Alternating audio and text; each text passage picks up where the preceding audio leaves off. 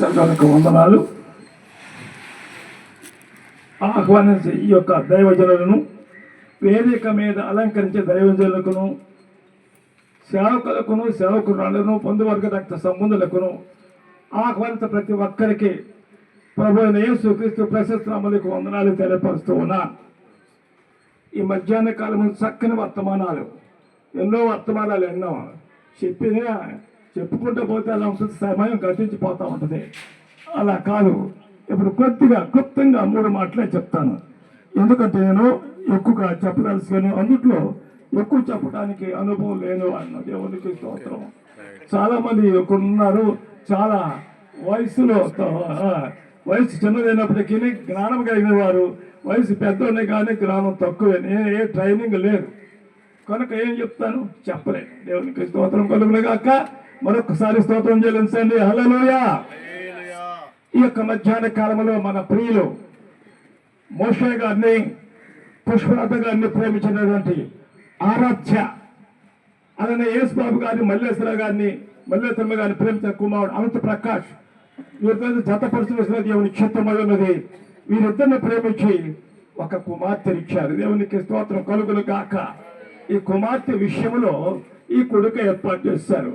అందుకనే 118 కీర్తన 15వ వాక్యంలో ఈ రీతిగా రాయబడింది. ఇది యెహోవా ఏర్పాటు చేసిన దినము. ఇది యెహోవా ఏర్పాటు చేసిన దినము కనుక ఈ దినమందు మనమందరము కూడా బంధువులు, రక్త సంబంధులు, శ్రేయోభిలాషులు, స్నేహితులు, దైవజనులు మరి ఈ స్థలంలో చేరి ఈ దినాన ఈ కుటుంబ సభ్యులతో కలిసి ఆనందించడానికి గొప్ప భాగ్యం ఇచ్చారు దేవుడు. దేవునికి స్తోత్రం కలుగును కాక. ఇప్పుడు మరి చాలా మంది గర్భఫలము ఎక్కువ వయస్సు బహుమానమే. ఈ బహుమానము దేవుడు ఇచ్చేది, మనుషులు కాదండి. ఎంతో మంది ఉన్నారు, డాక్టర్లు, యాక్టర్లు, ప్రభుత్వ అధికారులు ఉన్నారు, కానీ ఫలాలు లేవు. కానీ ఈ ఫలము దేవుడిచ్చేది మాత్రమే. దేవుడిచ్చిన గర్భఫలాన్ని బట్టి ఇక్కడ దేవునికి కృతజ్ఞతాస్తుతులు చెల్లిస్తూ ఉన్నారు. మొట్టమొదటిగా ఆరాధ్య అలనిచ్చిన కుమార్తె పరిశుద్ధత కొరకు రాయబడింది. చూడండి, లేవికాండం 12వ అధ్యాయంలో ఈ రీతిగా రాయబడింది. ప్రవక్త మోషే ఈ రీతిగా రాశాడు. దేవునికి స్తోత్రం కలుగును గాక.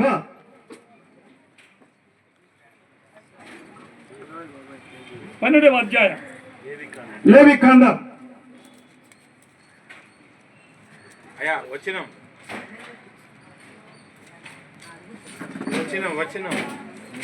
మొట్టమొదటి చదువు. ఇక్కడ దేవుని వాక్యంలో చూస్తే మోషే అంటే మోషే పిలువబడిన వ్యక్తి, దేవునితో అభిషేకించబడిన వ్యక్తి, దేవుని స్వరాల వ్యక్తి, అగ్ని ద్వారా మాట్లాడిన వ్యక్తి మోషే. మోషే వ్రాసిన గ్రంథాలు 5 మాత్రం ఉన్నాయి. ఆది కాండము, నిర్గమ కాండము, లేవి కాండము, సంఖ్యాకాండము, ద్వితీయోపదేశ కాండం. 5 కాండాలు కూడా మోషే ద్వారా దేవుడు మాట్లాడి జరగబోతున్నట్టు ప్రతి విషయంలో వ్రాయించాడు ఈ ప్రవచన. ఇక్కడ చూస్తే చాలా విలువైనటువంటిది. మరియు యెహోవా మోషేకు ఎలాగూ సెలవిచ్చెను, ఇట్లనూ ఒక స్త్రీ గర్భవతి అయి మగపిల్లల కనినేడు ఆమె 7 దినములు పుట్టే అలాగే ఉండవలను. తరువాత ఆమె తాను ముట్టవలని కడగా ఉండు దినములు లెక్కను బట్టి పురుటాలగా ఉండవు. ఆమె తాకూడదు. 8వ దినమున సున్నతి. ఆడపిల్ల, మగపిల్ల వానికి సున్నతి, ఆడపిల్లకి మాత్రం లేదండి. ఈ సున్నతి బైబిల్ గ్రంథములో ఈ సున్నతి ఎక్కడి నుంచి? అబ్రహాము దగ్గర నుంచి వచ్చింది ప్రారంభం. అనేక మంది ప్రవక్తలు కావచ్చు, మగపిల్లలుగా సున్నతి చేయిందే క్రీస్తు ప్రభువు గారు సున్నతి ఆచరించాడు. ఇక్కడ 3వ వాక్యం చూస్తే 8వ దినమున సున్నతి చేయాలి. ఇదేంటి? ఆమె తన రక్త శుద్ధి కొరకు. ఇప్పుడు ఈ ఉన్నటువంటి రక్త శుద్ధి ఎవరు? ఆరాధ్య, తన కుమార్తె, వీరిద్దరి యొక్క రక్త శుద్ధీకరణ కొరకు, రక్త శుద్ధి కొరకు చదవండి. 30 దినములు రక్త శుద్ధి కొరకు 33 దినములు ఉండి ఆ, తన రక్త శుద్ధి దినములు సంపూర్ణమగు వరకు ఆ, ఆమె పురుటి ఆలై ఉండవలెను. పరిశుద్ధ. ఇప్పుడు దేవుని వాక్యం బోధిస్తుంది తల్లి కుమార్తె యొక్క పరిశుద్ధత కొరకు ఈ కూడిక పరిశుద్ధపరచబడాలి. ఇంతవరకు అపవిత్రమైన కూడా రక్త శుద్ధితో ఉన్నది కనుక ఈ రక్త శుద్ధిని క్రీస్తు రక్తం ద్వారా కడిగి పవిత్రపరిచి శుద్ధీకరణ, ఇది శుద్ధీకరణ కొరకు ఈ కూడిక.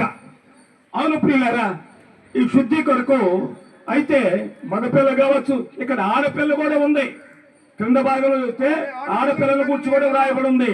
ఆమె ఆడపిల్లను కనిన ఎడల ఆమె తాను కడగా ఉండినప్పటి వల్లే 2 వారములు పురిటాలై ఉండవలను, ఎవరు తాగటానికి వీల్లేదు. ఆమె తన రక్త శుద్ధి కొరకు 66 66 దినములు శుద్ధీకరించబడి ఉండాలి. దేవునికి స్తోత్రం కలుగును గాక. ఇది పురిటాల నుంచి విభిన్న రక్త శుద్ధి కొరకు ఈ కూడిక పవిత్రత, ఈ పరిశుద్ధత చాలా అవసరం.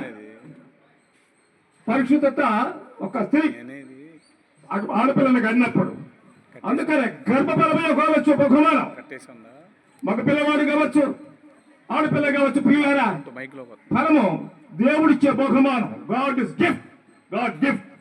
ఈ యొక్క దేవుని యొక్క బహుమానాన్ని మనం, ఈ దేవుడిచ్చిన బహుమానాన్ని మనం ఎలా పెంచాలంటే క్రమనీతిలో పెంచాలి. చూచారా, సామెతల గ్రంథం 22వ అధ్యాయ భాగంలో చూస్తే 6వ వచనంలో అంటాడు, సామెతల గ్రంథకర్త ఉన్నటువంటి స్థలమును బాలుడు లేక బాలిక నడవలసిన త్రోవను నేర్పము, వాడు పెద్దవాడైనప్పటికీ దాని నుండి తొలగిపోడు.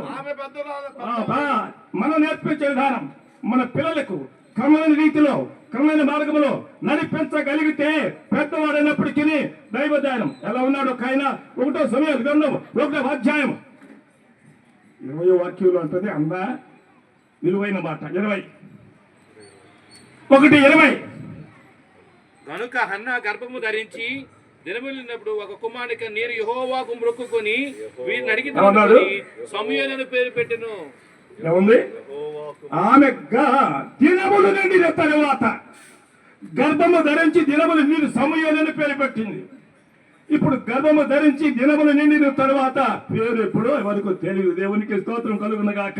నామధేయం వారి ఇష్టం, కూడిక దేవుని ఇష్టం. ఆ పిల్లకి నామకరణం చేయటం దేవుని ఇష్టం. దేవునికి స్తోత్రం కలుగును గాక. ఆమేన్. పిల్లరా, అందుకనే సమూయేలు అంటే దేవుని అడిగి పొందుకున్నారు కనుక సమూయేలు. ఈ సమూయేలు ఎలాంటి అధిక్యత 1:26లో ఉంటుంది అన్నమాట. తాను నిర్ణయ ప్రకారం, తీర్మాన ప్రకారం ఒక బిడ్డను నాకు ఇచ్చినట్లయితే నీ మందిరంలో విడిచిపెట్టి అతడు బ్రతుకు దినములన్నీ కూడా చౌరపు కత్తి రాకుండా నీకు నాజీరుగా అప్పగిస్తున్న వాగ్దానం.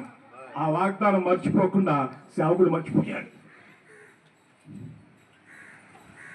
ఆమె మర్చిపోలేదు. మందిరాన్ని విడిచిపెట్టినప్పుడు తాను నిర్ణయిస్తున్నాయా, అలా నాడు నీ స్థితిలో మొక్కుకున్నవాడు నేనే కదా, నేనే కదా, ఇదిగో ఈ కుమారుని అప్పగించినప్పుడు ఎలా ఉన్నాడు? అక్కడనే యెహోవాకు మొక్కుకొనెను. ఆమేన్. దేవుని స్థితిలో ఆ తల్లి అన్న తన బిడ్డను ఉగ్గుబాలుగా వాక్యము ద్వారా, ప్రార్థన ద్వారా పెంచింది కనుక ఆ బిడ్డ దేవుని సన్నిధిలో వర్ధిల్లాడు. ఎందుకంటే పిల్లారా, అందుకని ఆ బిడ్డను 3:3 అంటాడు. సమయంలో ఉంటుంది, దీపము ఆరిపోకమునుపై యెహోవా అతనితో మాట్లాడాను. అవసరం, దేవుడు మాట్లాడితే దేవునికి అవసరమై ఉండాలి. ప్రతి ఒక్కరు సేవ విధానంలో కూడా దేవుడు మాట్లాడాలి. చాలా మంది దేవుని విధానం సేవ మాట్లాడకుండా దేవుడు మాట్లాడితేనే సేవకు ప్రవేశం కావాలి. ప్రతిష్టత అది అవసరం. దేవుని యొక్క మహా కృపను బట్టి పిలవాలి. సమయాన్ని పిలిచిన దేవుడు నిన్ను నన్ను కూడా పిలుస్తాడు అవసరమైతే. ఉన్నావా? అందుకనే ఇక్కడ దేవుని వాక్యం చూస్తే ఆ సమయంలో పెద్దవాడై ఎలా ఉన్నాడు? పెద్దవాడై ఆయన మాటలు ఈ తూచా తప్పకుండా నడిచాడు. అవును ప్రియులారా, ఈ యొక్క మధ్యాహ్న కాలంలో చేరు వచ్చిన దేవుని బిడ్డలందరికీ